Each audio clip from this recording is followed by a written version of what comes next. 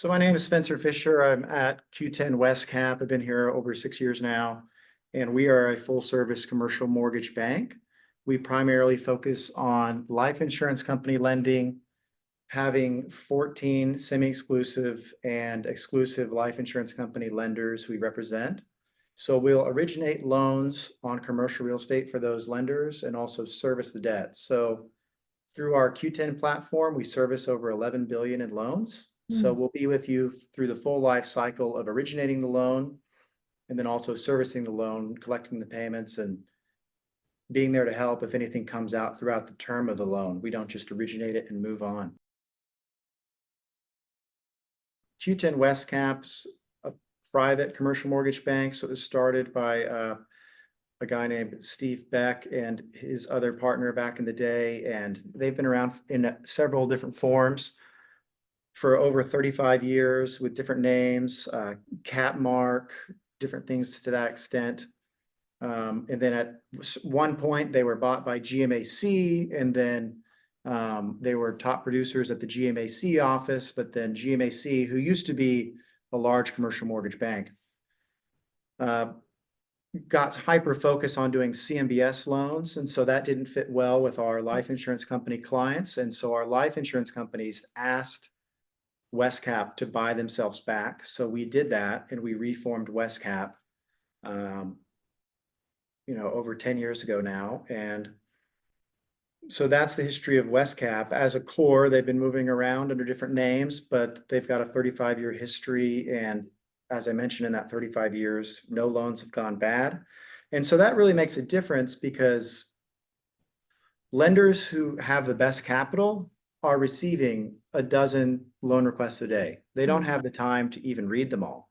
So which loans they decide to work on, it matters which loan shop they're seeing it from. And I do think that the reputation we've built up over the years helps that when we send in a loan request, it gets a fair shake from the lender and we're able to produce multiple quotes on a property where,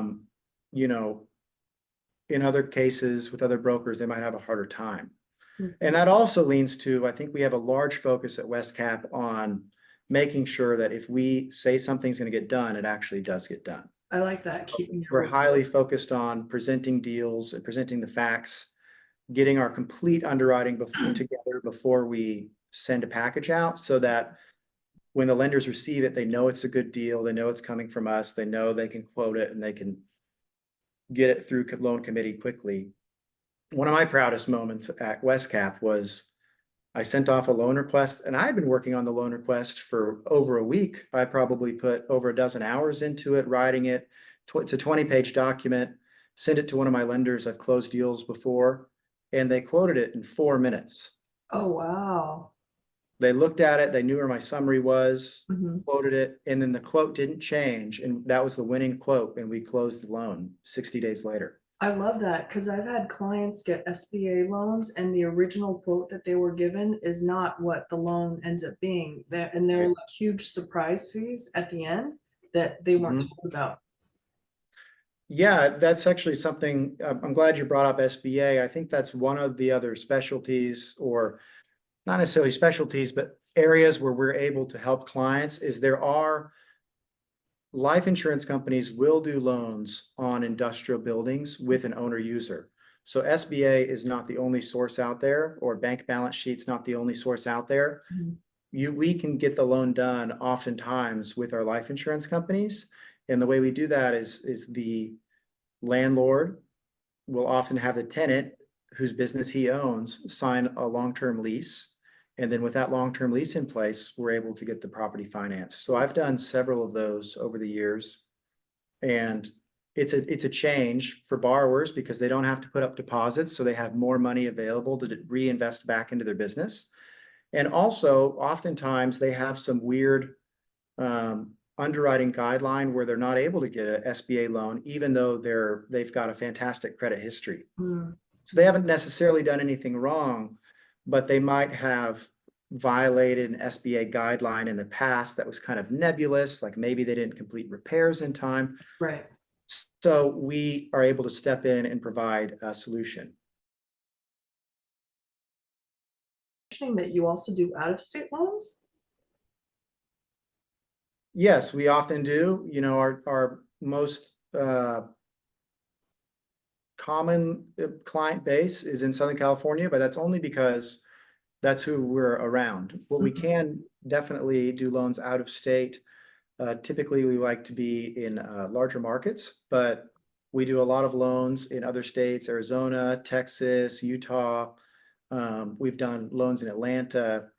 Really, it runs the gambit. And as long as you have a property with a strong financial set and a strong borrower, there's something that we can do there. Is your company looking to grow, open up more offices anytime in the near future? Good question. And this is something that I want to cover as well. So Q10 is actually a nationwide organization of independent commercial mortgage banks. So we actually have offices, other Q10 offices in other markets that we can collaborate on information. So that actually helps me if I go do a loan in a different state. I can still be the point person, but I can contact our other Q10 office for local market data, for local market knowledge, which lenders are active out there. We have a national platform that shares quotes, and we have a national platform that shares lender information.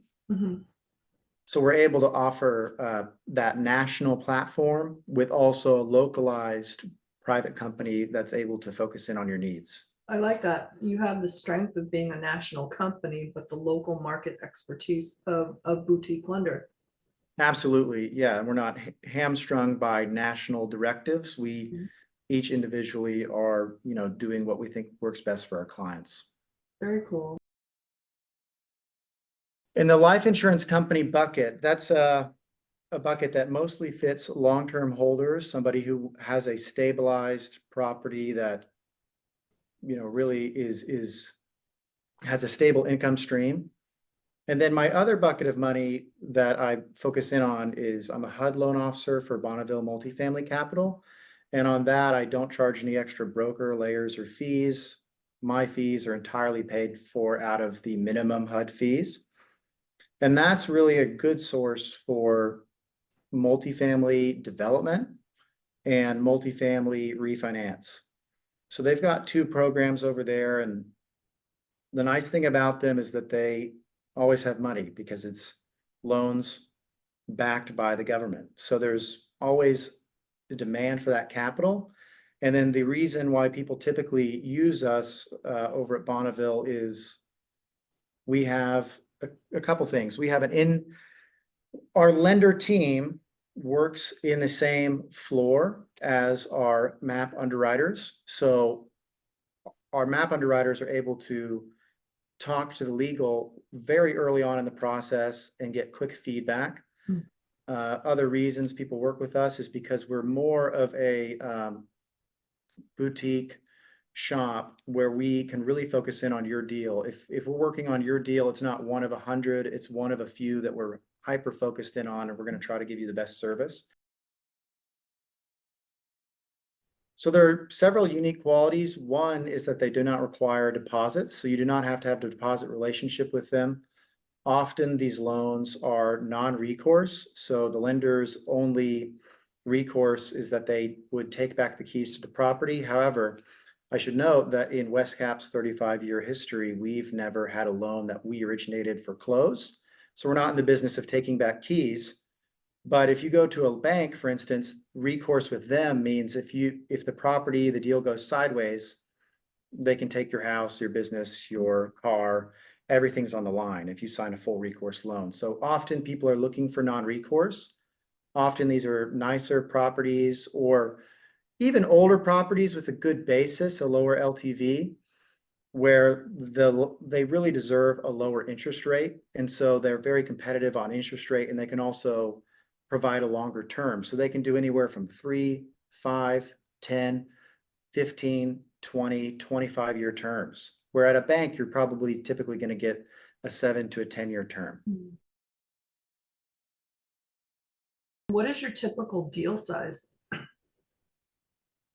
It can range anywhere from over 1 million to over 100 million plus, but I would say our average loan size is around $18 million. So we do frequently in the teens, but I will say I see requests all over the board for, I'm working on a $4 million loan right now. I'm working on an $80 million loan right now.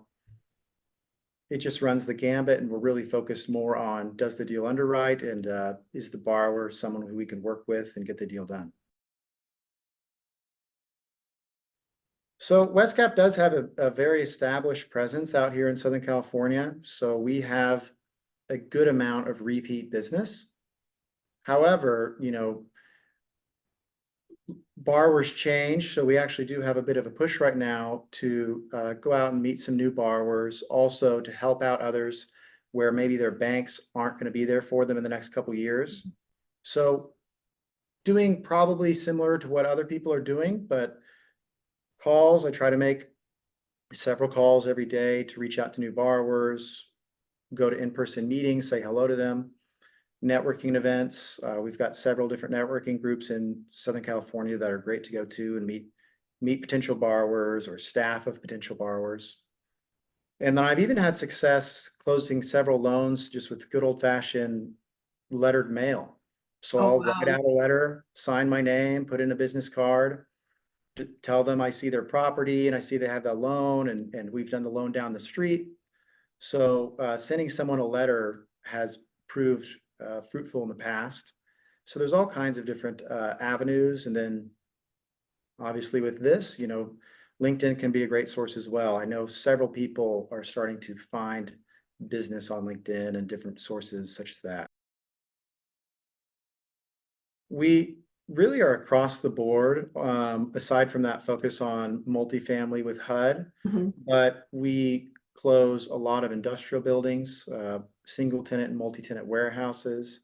We'll do retail, strip retail, single tenant retail, anchored retail centers, office buildings even. We have a lot of lenders are pulling back on that. And I will admit, a lot of our lenders aren't fully engaged on office yet, but we do have several who are still lending on office. Now, granted, they'll want to see it at a good basis.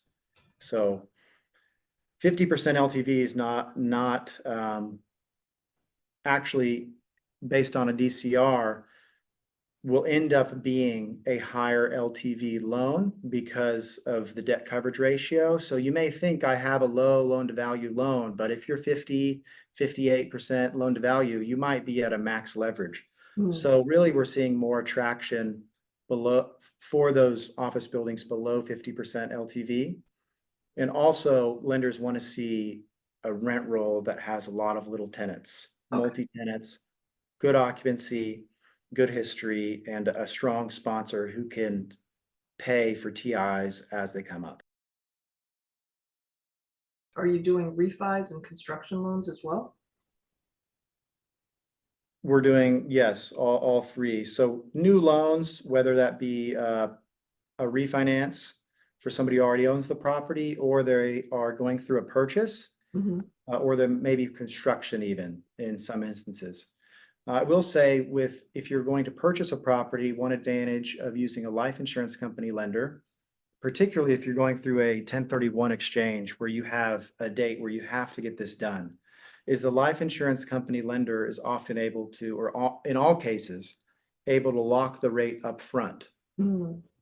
And you go under application with terms that are firm early on in the process versus if you go with a bank, you might not lock rate until later in the process. And also your final underwriting comes much later in the process and deals might fall out. What we can offer on sales is certainty of execution for both the borrower and the sales brokers. And then for construction, I will say life insurance companies are less often doing construction, but you do have products where they can offer construction to perm. So particularly for multifamily and industrial, where they build the building, but then they also have a 3 or 5 year miniature perm after the product is stabilized. Great. Well, I think it's going to be music to a lot of borrowers' ears about not having that minimum balance and transferring their banking relationship over, because that ties up a lot of capital. I know one of my clients, they couldn't choose one lender because the minimum balance was so high. And he's like, I need that capital. So I think working with a company like yours will make them more flexible and Mhm. just agile in the market. Basically what I'm hearing is you can do things that go beyond traditional lending. Yeah, I would say, as long as there's a deal to be had in the commercial real estate space, it does need to be a mortgage. We can provide a lot of services, whether that be uh, equity, bringing equity into your deal, Mm, or providing construction financing through brokerage. We keep track of, through the Q10 network, hundreds of lenders, and we stay in touch with them, and we have a good reputation with them. So we're able to take your deal, and if it's not a fit for one of our 14 life insurance companies, or even if you want to go to more sources, we can just do general debt brokerage and see what capital's out there. And then in terms of the underwriting process or to get the approval, typically I've seen it as short as 31 days to sometimes it goes on for like 45, 50 days. Mhm. What's the time frame? So for me, it's largely based on if we get all the information in time that we Mhm. request. So, but if we are sent the right information up front, we can typically underwrite and get a package out within a week. The next week, we'll start getting quotes back. And then the following week, the borrower usually chooses a lender. The lender issues an application. And at application, the lender lists out their terms of what the final loan will be, and subject to approval of certain reports, such as the approval of a third party. And at application, we will do a deposit and lock the rate. Mm. So that's a typical process, but we can even go faster than that. So I've seen a turnaround here of a day where Oh my gosh. the borrower sends us the loan request in the morning. We send out a loan package in the afternoon, and that night the lender sends an application where we can lock the deal. That's less common, Yeah. and you have to have all the information ready, but we can speed it up. It's just typically um, what ends up happening is the borrower waits to have several quotes come in. That way they know that they have got Mm. the best deal. So they maybe wait a week or two to see what's out there, and then they lock the rate at that point. Okay. In terms of people wanting to work with you, what Mhm. sets you apart from other lenders, like you personally? Yeah, me personally, I mean, I think my background is one of attention to detail. So we like to, and Westcap in general, want to get the details right so that when we give you a quote, it's something that you can rely on. Mm. And then additionally, I'm local, so I'm available to tour any property in Southern California or even fly out of state to go look at properties and meet borrowers. Um, and then I also have a long-term focus. So this career for me is definitely a long-term career. I would like to meet borrowers right now that I can do their loan again in 10 years, and then again Mm. 10 years from then, and then again 10 years from then. We have a situation in our industry when I got into the industry 6 years ago, where some mortgage banker that I was interviewing with had taken a tally of every mortgage banker in his city. It was a major city on the West Coast. Mhm. And over half of them were retirement age, which is great, but there's a huge need for newer, young talent, a new generation to come step in, Mhm. take the reins. And additionally, new families are going to need to find new loan officers when they pass on their generational real estate. Right. So I think there's an opportunity to build a book and meet clients who I can work with for a long time. Who's your typical client? Our typical client is someone who owns the real estate personally or in a trust, in an LLC or an LP. They often are long-term holders. Okay. So they want stable assets. They're not necessarily fix and flip typically, although we do offer some bridge programs for value add properties. But most often I would say it's someone who wants to buy a good piece of real estate and then put it to bed, so to speak, with debt that's more permanent.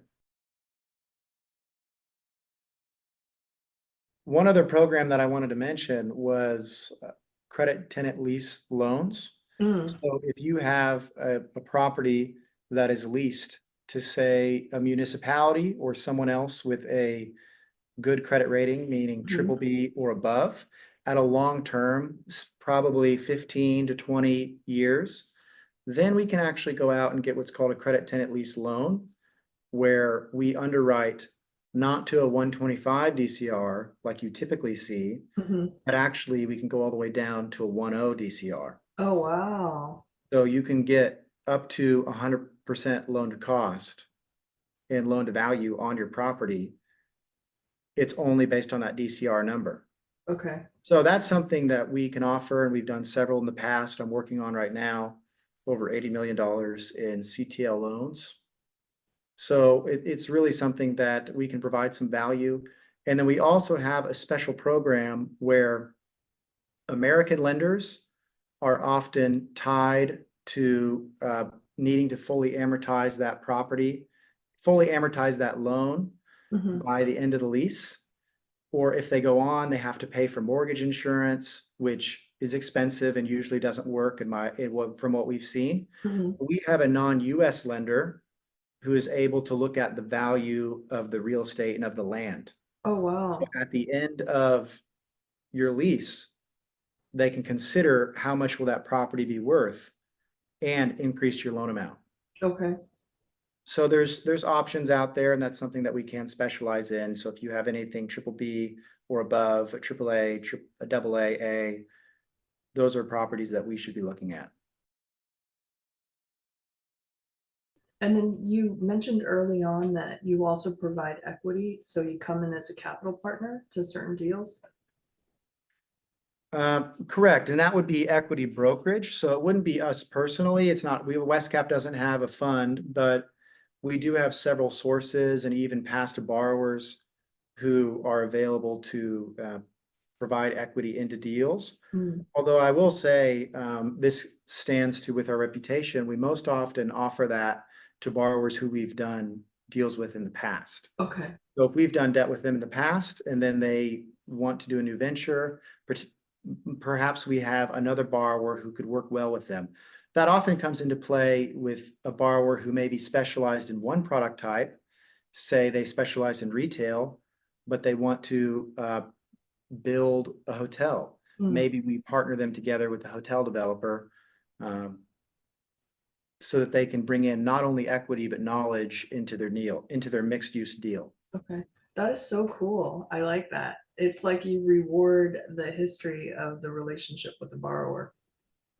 Yeah, equity is definitely something where people get uncomfortable because if you're going to have a long-term partner, you need to have someone you can trust, Mhm. because it can definitely be a headache if you have issues within your ownership going forward. So I will say that's something we do less often, but it definitely happens. And we do have the option to go out and do general equity brokerage to, say, equity funds Mhm. or even mezzanine debt or B notes, things of that sort, preferred equity. Why did you choose to enter into this career, into this field? What interested you about it? Well, my background is in college, I studied accounting and I have a financial economics minor. And so I always knew I wanted to go into finance, but I had a contact, my father's cousin, Mark Fisher, who was working at uh, Stancourt Mortgage Investors up in Portland. He ran their shop and he found out that I was studying accounting, invited me out to do an internship. And through that internship, I discovered the world of commercial real estate. Mm, Because I think in the top 10 markets, there's a broader understanding of income producing capital, LA, New York, Dallas, and so on. But I'm from the Midwest. I don't think I understood that there's this entire financial market around commercial real estate and properties. Mhm. So that opened my eyes to commercial real estate. And what really attracted me to it was the idea that um, what you get out of it is what you put in and the value you provide. You're not hamstrung by a corporate ladder or whether or not you rub one person's shoulders the right way. It's actually more about do you provide value and are you going out there knocking on doors, building a book, and putting clients and lenders together. So it was a field where I could see growth at a young age, and that's what it's proved to be. And a career that gets better and better as it goes on. Where a lot of careers might get more stressful, I have the option to work with clients that we choose to work with. Mhm. So as it goes on, your clients become your friends, and it's you really develop a book of people who you like working with, and you can get deals done with versus more typical finance career, which is an ever increasing level of work. Mhm. Which I don't mind hard work, but I would like to work with people who I desire to work with. The trademark of wealth, that you can choose how you spend your time and choose Mhm. to spend that time with, you know?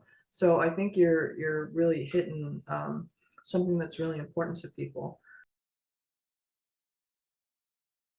If you were to look back on your career, is there any advice you would give to your younger self? Sure. One thing that I was doing when I first started my career is I wanted to work really hard, and I do, but I was also trying to have a balanced life in every area. Mm, I'm a bit of a perfectionist and an overachiever, so I wanted to have, people call it different categories, but friends, home, hobbies, contemplation, all going full steam ahead at all times. And a lot of people will tell you that you need to have a balanced life. mhm. However, last year, I read Oliver Berkman's 4,000 Weeks and started to hear more about the concept of, especially in your 20s or in 30s or any point in your early career, you can go through seasons of unbalance. Mm, So if you're trying to build a book, or if you're trying to break into a new business, or you're trying to break into a new field, it's okay to not totally disregard things. mm, But the example I've heard is if you mow your lawn once a week, can you mow it once every 2 weeks and still get mm, away with it? Can you clean your kitchen 80%? Can you organize all your friends to get together at once to mhm. give yourself more time? Because I do think if you're going to achieve something, it takes a lot of focus. Right. So that's been a bit of a change for me is, um, and a stress reliever because you give yourself permission to strategically not overachieve in certain areas Mm, and only give yourself a couple goals that you're really trying to move ground on, yeah. and everything else you move to the back burner, not permanently, but for a season. Right. I like the use of that word season because I think there is a time where you do have to put in the hours and you have to pay your dues. But Mhm. then once the season changes, then you can make different choices, so I'm definitely for that. If somebody new to commercial real estate, they're in college or they're interning somewhere and they're thinking, I want to be a commercial lender. What would you say are like the skill sets or the mindset that they need to have to be successful in your role? Well, I've heard it said before that to be a successful commercial real estate lender, especially at a young age, you have to not be very smart. Because if you want to stick with it, because it is a bit of a slow startup. It's hard to get going, particularly if you don't have if you're trying to build a book immediately. Mm, mm, So you have to be comfortable with working on a lot of deals that you might put a lot of time into, and then they go another way, which is fine. That I'm glad that they've might have found a better source of capital, but you have to be comfortable with deals not working out, Mm. things going the other direction, and you have to be persistent in building your book and working on new deals and remain optimistic for quite a while. But if someone wanted to break into commercial lending specifically, I would say it's important to look at the culture of that commercial lending group that you're going to and their reputation in the market. You can ask about their reputation. You can call other mortgage bankers. You can call me and I can tell you. But you want to go somewhere where they're going to actually teach you not just how to pick up the phone, but also how to underwrite deals. At Westcap, I'm not just picking up the phone. I also fully understand and will underwrite your deal and know the ins and outs of underwriting, and will put together the package and understand the rent rolls and the income and expense statements and how to spread those numbers. So you want to go somewhere where you can get that full background. And there are a number of reputable shops, and maybe picking up the phone full time is good for you if that's something you want to do. But my preference would be go somewhere where you can learn. I think that's really important in commercial real estate to build any book of business. Even Mhm. brokerage, it takes 3 to 5 years. And usually, people cannot ride the wave of the feast and famine that comes with CRE deals. That I think what you're talking about is persistence and resilience, really. Yeah, exactly. How did you decide that lending was the way to go versus becoming a broker or doing something else in commercial real estate? I mean, there's so many choices because if we think about commercial real estate, it's the deep wide ocean. It is, and it's a good reason, I would say, if you're looking to get into commercial real estate, to also just go with what you can. Because if you get a little bit of experience at a semi-reputable shop, your options start to increase exponentially as to where you can work. Mm. So I wouldn't necessarily be afraid to take a lower level job at a reputable company as long as you're learning something. But for why I chose the lending side of things is, well, one reason is that was my background, but also loans, commercial real estate loans, unlike say a mortgage in America, have balloons, meaning after 10 years, typically 10 years for a life insurance company loan, it might have a 25-year amortization where it's Mhm. going down over 25 years, but after 10 years, the loan will come due and you have to refinance that loan. Mm. So you can get a refinance from the existing lender, or you can go back out to market, but a lender typically won't give you a loan that lasts 25 years. And the borrower doesn't typically want that long of a loan. Mm. So what that means is, if you build a book of business every 10 years or every 5 years or so on and so forth, that client will come back to you to refinance again and again and again. Imagine if you were in sales and you knew for sure you'd be able to sell that property over and over again. So it is a career field where even when times are bad, people still need to refinance. So it Mhm. might be a market where there's no sales and leasing is very limited, but typically debt market still continues to function. It's That usually, I've seen it paused a couple times, but it's paused for a week. I think that's really good because that means that there are opportunities and deals to be made regardless of what's going on in the economy, that there's that time certain deadline that's going to happen and Exactly. people will have to reach out and come to you for help again. Spencer, do you want to tell us anything personal about yourself that is kind of unusual that'll make people remember you? Oh, that's interesting. Well, nothing too unusual. Well, it is unusual. I will say in college, my sport was croquet. So I was on the championship croquet team. What's croquet? Is that like cricket? It's where you have the mallet and you Oh, it's swing and hit the like ball bocce ball, but like with the stick. with a stick. Yes, yeah, and you hit it through a wicket. So in college, I got hyper focused on that and was on the team that ended up winning college. And my brother went on to win the to represent America and New Zealand. So it's a bit of a family sport, but I unfortunately I don't know of many places you can play around here, so I don't do that much anymore. But as far as my background, that's some piece of history that I'm a national championship croquet player. Oh, wow, that's interesting. That's interesting. Yeah, And but then, Southern California, it's more so about golf and surfing and or soccer, something like that. Soccer, yes. baseball, softball. What are your goals for 2024? What would you like to achieve? Good question. So what I'm focused on more so is last year I developed some processes to make it easier for me to process loans faster. Oh, wow.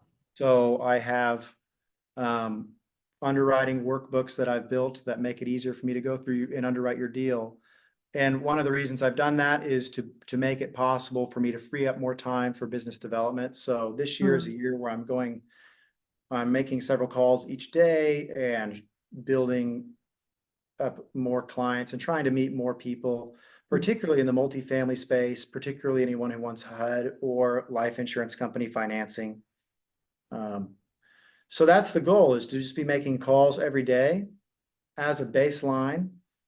And then I do think it would be good to meet some more borrowers, be able to help them. I think that we'll see a lot of bank borrowers who need somewhere else to go, and Mm. even life insurance company borrowers who are finding that their life insurance company maybe has a higher cost of capital than they did before, Mhm. and they want to get other quotes.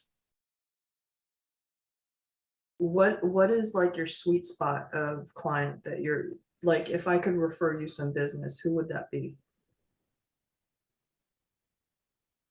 Well, my sweet spot of a client is somebody who has a good background with no bankruptcies or bad credit history, but they have a property that's coming due in the next year. I think I can help them underwrite that and see what options they have.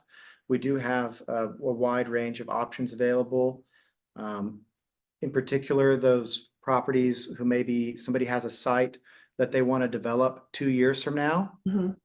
because a HUD loan, if you're going to be doing the HUD construction loan, that might take you up to 12 months, 10, 12 months or less if it's affordable to do. So you really want to be talking to your HUD loan officer well in advance of that, Mm. so that you can get the loan package ready, the underwriting ready, and understand the dynamics before that happens. And I will just say this, particularly with HUD, I think there are going to be a lot more people considering it than they have in the past, because HUD, unlike a lot of other loans, it's fixed the entire time. Mm. So if you do a HUD construction loan, you're gonna have a 40-year term fixed.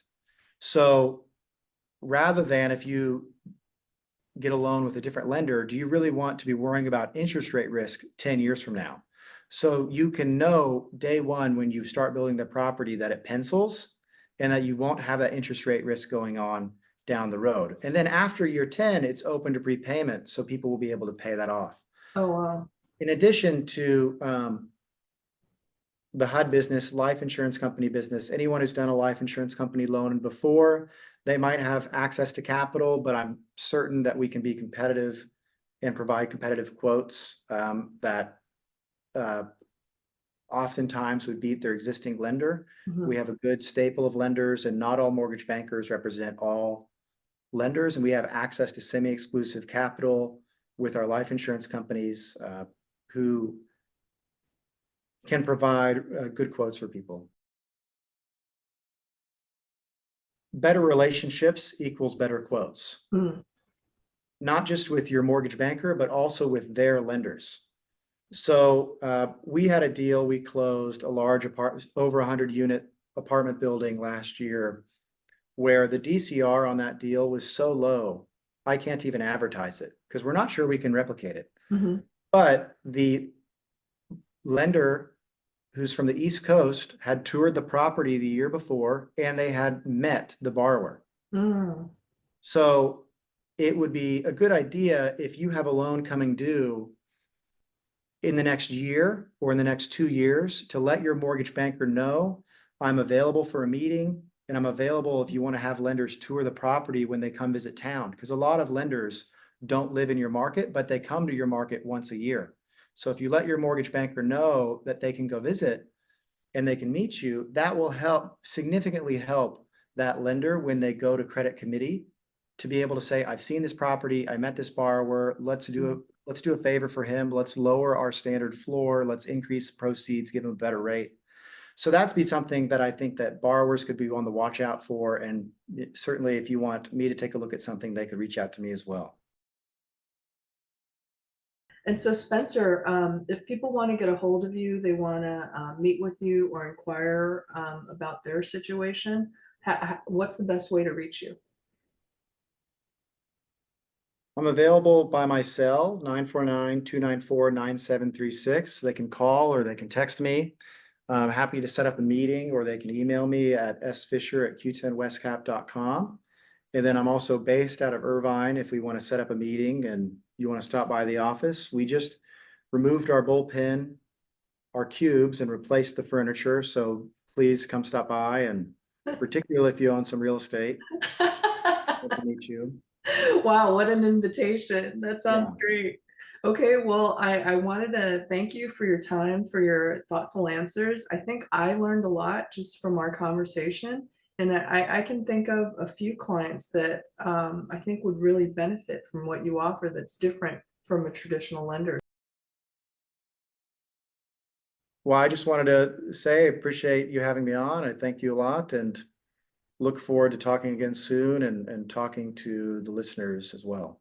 Yeah, I'm so grateful that I got to meet you at the ULI meeting, the economic forecast that we went to together.